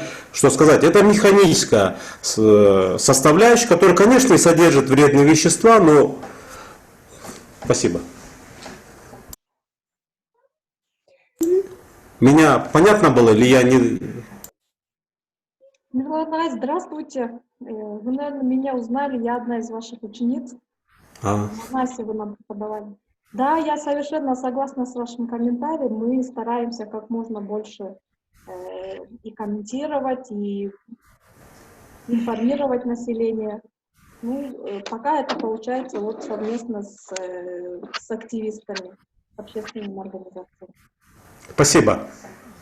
Спасибо. Да, я вас узнал, спасибо. Уважаемые участники, у нас осталось буквально чуть более 20 минут. Давайте перейдем к нашим вопросам и постараемся на всех их ответить. Следующий вопрос. Рада Валентинказы, пожалуйста.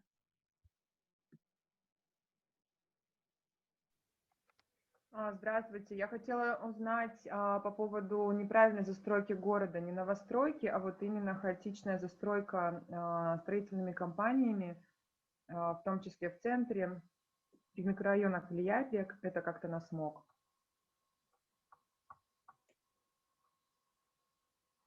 Вопрос к Андрею Олеговичу, да? Андрей Олегович, Да. пожалуйста. Ну, конечно, влияет. Вот когда царские архитекторы планировали Пишпек, по тем временам еще, они, не мудрствуя долго, расположили и улицы по меридианам и широте. То есть улицы шли строго с севера на юг и с запада на восток. Бишкек стоит у северных подножий Киргизского хребта. И население уже давным-давно поняло, что экологически чистый район – это южные районы города, где каждый день дуют слабые ветра. Ночью они дуют с гор, а днем наоборот. И пока не было вот такой высотной застройки, распространение этих ветров, это опять же по логическим исследованиям, достигало примерно центра города. То есть город вентилировался каждую ночь с севера на юг и наоборот, примерно до середины его современной территории. Потом по мере постройки микрорайонов проветриваемость с этой стороны стала уменьшаться. И сейчас эта горно-долинная циркуляция затухает где-то примерно на уровне улицы Ахунбая. То есть она относительно маломощная, там невысокие скорости ветра, не более 3 метров в секунду. И глубоко на городскую территорию из-за застройки они проникать не могут. Вторая циркуляция, характерная для Бишкека, это с запада на восток. То есть и плохая погода, и ветер, и атмосферные фронты к нам приходят с запада и уходят в сторону Иссык-Куля. Ну, когда проходит атмосферный фронт или меняется погода, скорость ветра возрастает во всей Чуйской долине, и проветриваемость города хорошая. Скорость ветра достигает 5-7 метров в секунду. Правда, длится это не очень долго. Но по климатической характеристике в 50% случаев в году здесь вообще штилевая ситуация. То есть ветра с запада на восток просто не бывает. Поэтому более-менее нормально вентилируется 12-й микрорайон, Асанбай, ну, короче, южная окраина. А вся центральная часть города находится в зоне штиля. И вот высотная застройка, она ослабляет и без того невысокие скорости ветра вот этой основной циркуляции с запада на восток. Современные города вообще-то стараются строить так называемой островной застройкой, чтобы между участками высотных зданий, ну, были просветы, небольшие промежутки. Но речь идет, конечно, не о метрах, не десятках метров, а о сотнях метров. Для лучшей вентилируемости ну, урбанизированной городской территории. Так что решить этот вопрос сейчас, я так думаю, практически нельзя, потому что никто не будет сносить здания. Но вот при планировании дальнейшей застройки надо это учитывать обязательно. Спасибо большое, Андрей Олегович. И вопрос есть от команды Move Green. Мария. Спасибо, Марим. Это Мария Колесникова. Андрей Олегович, у меня такой вопрос, просто как раз он у меня был, и рада это в дополнение этого вопроса. Буквально недавно «Спутник» выпустил такой фильм, вы тоже там давали свои интервью, и если вы видели, там представители мэрии утверждают, что застройка города не может влиять на весь город, то есть непродуваемость создавать, да, скажем так, а только может влиять на микроклимат каких-то районов. И вот, к сожалению, никак журналисты этот момент не прокомментировали. Вы не могли бы сейчас прокомментировать? Неужели это правда, что на весь город практически не влияет, а только на микрорайоны какие-то это может влиять? Спасибо. Ну, смотря о чем идет речь. Речь идет о ветре, я так понял. Или вообще о климате, микроклимате городских районов? Нет, о ветре, именно о ветре. То есть представитель мэрии утверждает, что эта застройка никак не может, вот то, что они застраивают сейчас наши вот эти коридоры, да, через которые продувается город, они говорят, что это может влиять только на какой-то, допустим, там, микрорайон, и даже не в целом не на микрорайон, а на какие-то там несколько домов. Ну, на самом деле, конечно, это неправильно. Дома являются для ветра просто наземными препятствиями, которые он вынужден обтекать. При огибании этих препятствий скорость ветра неизбежно падает и меняется его направление в зависимости от ориентации прохода. Если речь идет о большой территории, ну, о территории порядка микрорайона и так далее, то даже на этой территории будет ослабляться и скорость ветра, и меняться его направление. Но про город уже говорить не приходится. Но потом, кроме скорости направления ветра, здесь начинаются другие факторы. Здесь вертикальные стены домов, которые прогреваются солнцем, падающим на них под небольшими углами. Асфальт, который прогревается намного сильнее, чем та же почва обычно. Город накапливает тепло, и потом его отдает. Днем он его накапливает, ночью он отдает тепло. И вот этот тепловой остров в городе, он тоже сам по себе влияет на снижение скорости ветра. Так что городская застройка очень сильно меняет ветровой режим любой территории. Спасибо. Спасибо большое. Следующее слово я хотела бы передать Аймгуль Керимрай.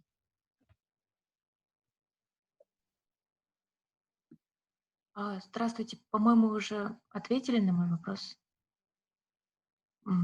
по поводу диоксида серы. Ага, хорошо. И Мирим. Есть ли возможности... Мирим, пожалуйста.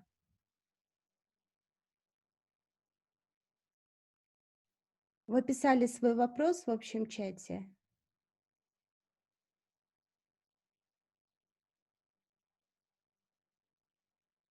Угу.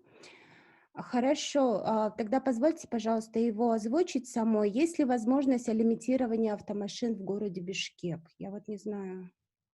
Андрей Олегович, как вы считаете? Еще раз повторите вопрос, Есть ли пожалуйста. возможность лимитирования автомашин в городе Бишкек? Ограничить количество автотранспорта? Угу. Ну, я думаю, это неизбежный процесс, к которому город так или иначе рано или поздно придет. Ну, не секрет, что иметь автомобиль сейчас это и статусно, и престижно, и тому подобное. Но я ж не зря в выводах говорил, что политика в отношении автотранспорта должна быть и гибкой, и продуманной. просто запретить человеку въезжать в центр города на машине, ну, это уже грубый административный запрет. Но заставить его отказаться от нескольких машин, когда, извините, семья, каждый садится на свой автомобиль утром и собирается назад уже только вечером. То есть каждый везет в машине одного себя или двух человек. Ну, для этого, я же говорю, надо просто создать условия, чтобы человеку было, ну, не очень выгодно ездить на машине каждый день. Не то, что ему запретить. Ну, вот Россия, каршеринг. Там выгоднее снять автомобиль в аренду, проехать какое-то расстояние, запарковать его на заранее уже обозначенной стоянке и не париться ни со стоянками, ни с оплатой, не искать место. Там в Москве и в центральных городах это очень широко развитое сейчас явление. Ну и общественный транспорт на самом деле должен еще и соответствовать тем условиям жизни и проблемам, которые существуют у нас каждый день.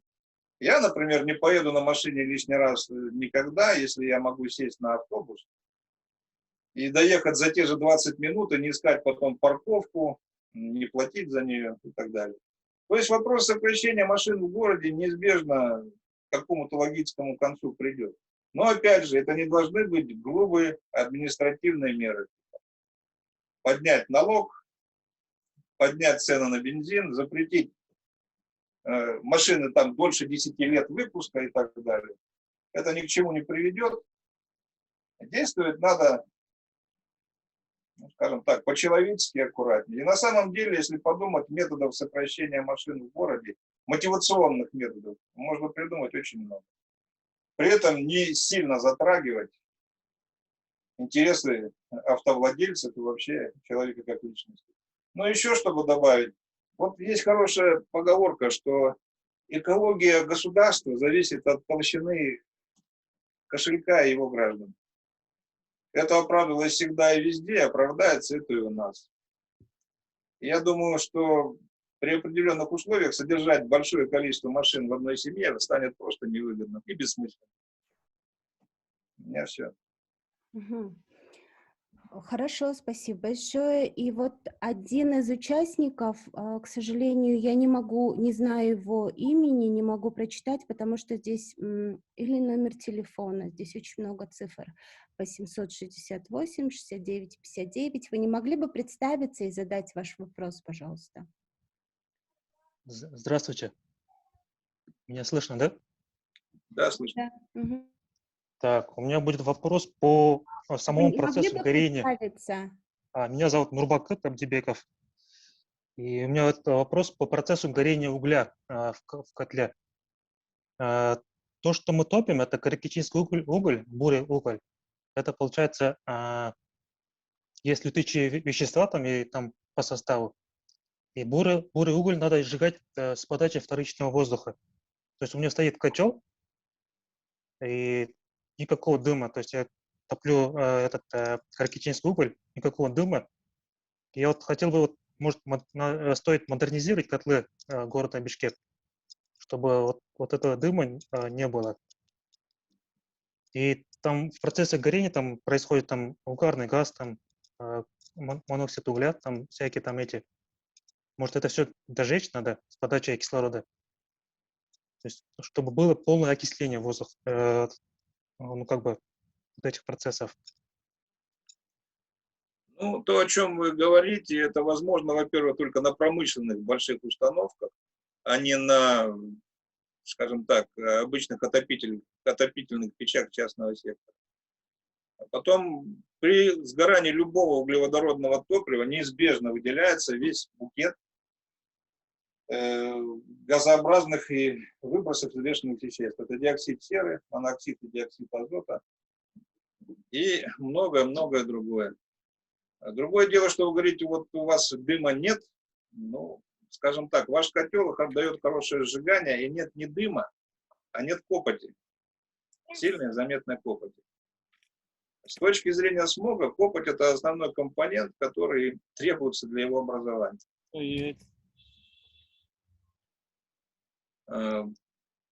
Поэтому, говорю, оснастить печи частного сектора очистными газоочистным оборудованием, ну, это дико затратно и технологически это зачастую невозможно. Хотя вопрос стоит того, чтобы его рассматривать в перспективе.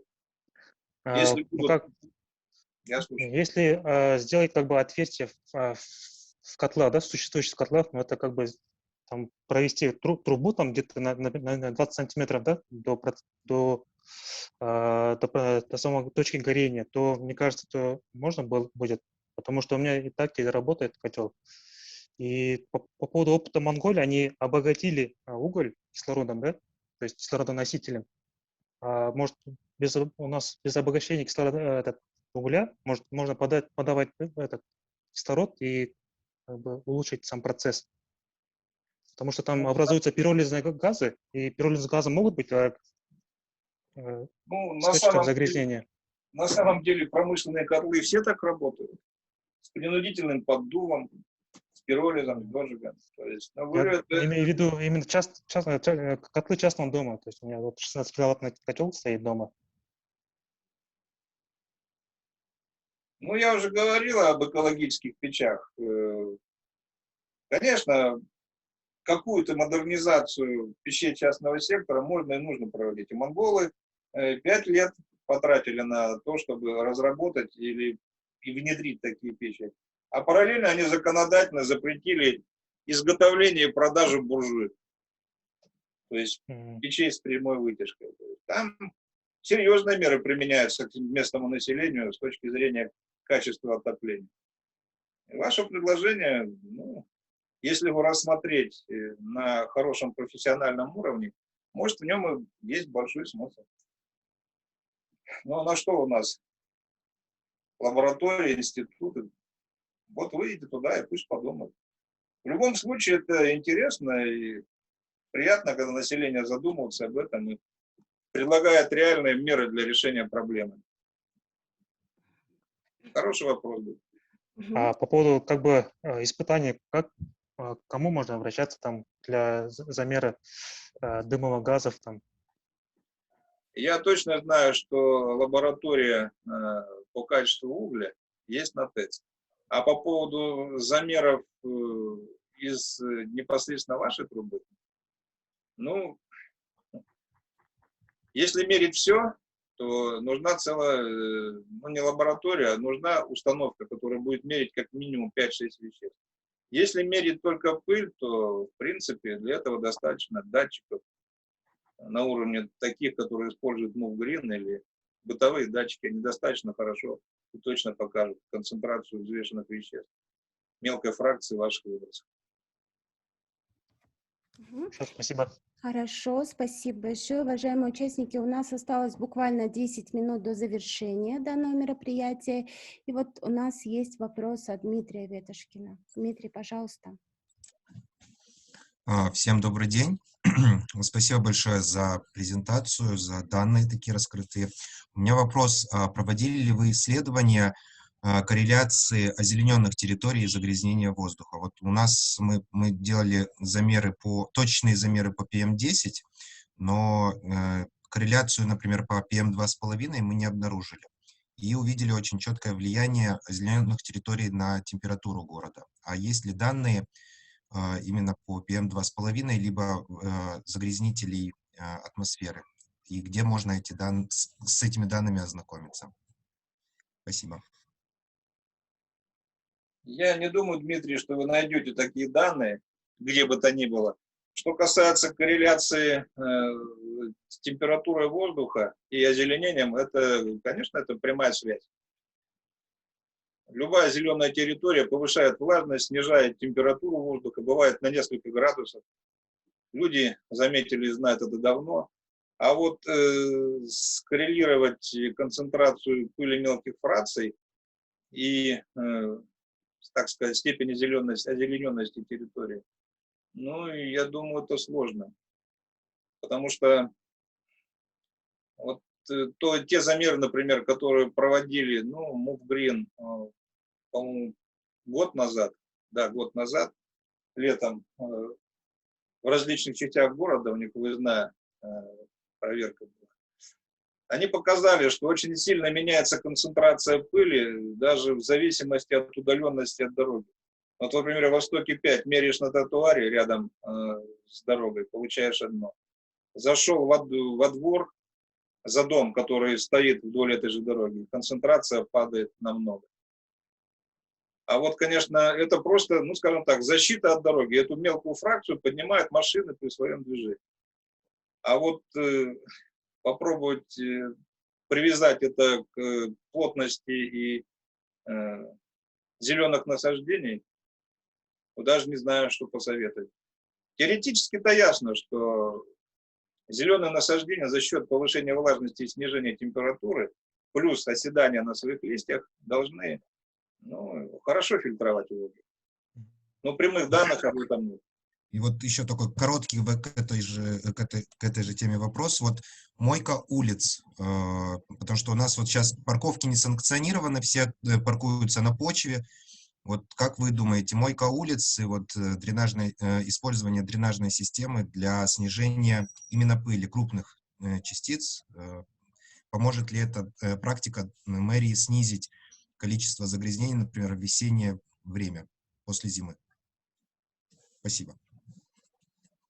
Загрязнений никаких на почве, воздух.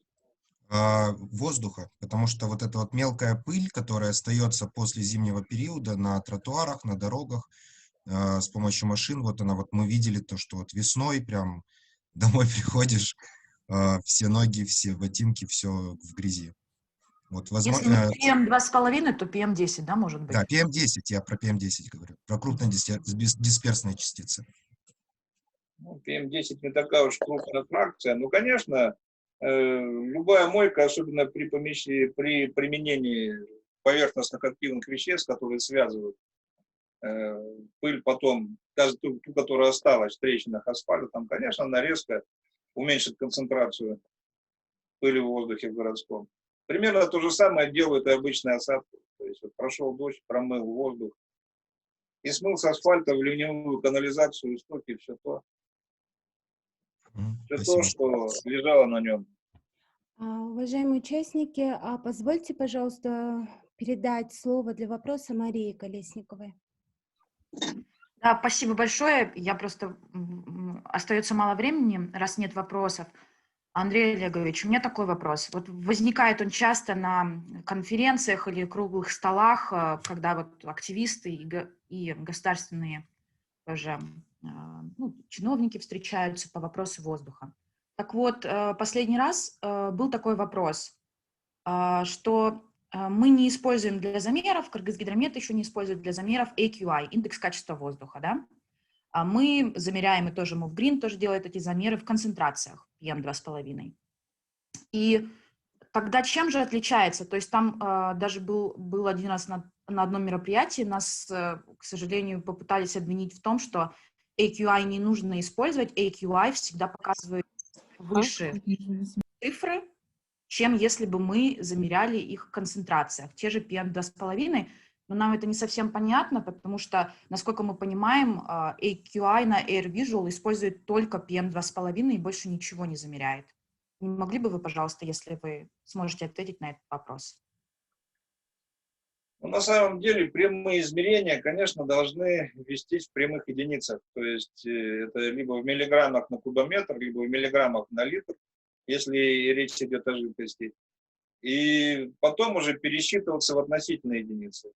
Индекс качества воздуха, AQI, он удобен для населения, которое не будет заморачиваться концентрациями. Вот почему неудобно, например, миллиграмм на метр кубический. Ну что, каждый человек у нас будет знать ПДК по этому веществу, а потом пересчитывать, насколько ПДК, во сколько раз это ПДК превышено. Нет, для удобства пользования применяется индекс качества воздуха. Там довольно сложный пересчет из прямых единиц в относительные, но в принципе он не может поменять фактически первоначальную концентрацию. Да, там формула довольно сложная, но перейти от одного к другому и назад обычно математический расчет предлагает может совершенно просто. Так что, в принципе, это одно и то же. И завышать концентрацию IQI сильно не может. Вообще не может. То есть, говорю, это просто переход от единиц измерения к другим. Спасибо большое за то, что развеяли наши сомнения. Спасибо. Спасибо. Спасибо, Андрей Олегович. Уважаемые участники, у нас осталось 2 минуты до завершения мероприятия. И у вас есть возможность задать вопрос. Есть ли желающие? Если их нет, тогда позвольте, пожалуйста, Андрей Олегович, вас поблагодарить за данный тренинг, за этот семинар. Он был для нас очень полезным. И, уважаемые участники, я также благодарна вам за ваши вопросы, за ваше активное участие. Андрей Олегович, мы сможем поделиться вашей презентацией с участниками? Да, конечно. Это Да, ничего хорошо. секретного она не представляет. Все отлично. Уважаемые участники, после мероприятия мы отправим вам на ваши имейлы, которые у нас есть, да, в ходе регистрации, презентацию, которая была сегодня показана Андреем Олеговичем, и, кроме того, вот видеозапись данного семинара, она тоже будет доступна на канале YouTube MoveGreen, и мы очень надеемся, что вы с ней поделитесь с другими людьми, для кого эта тема будет интересна. Кроме того, хочу вам напомнить, что 12 февраля у нас пройдет следующий тренинг по мониторингу качества воздуха, который проведет замдиректор Кыргызгидромета Мирим Асамбаевна и эксперт по качеству воздуха Джангыл Мадекова из MoveGreen. И мы надеемся, что вы выделите свое время и сможете принять участие на этом мероприятии также. Спасибо вам большое и до новых встреч тогда. Спасибо вам большое. Спасибо за то, что нашли время меня выслушать.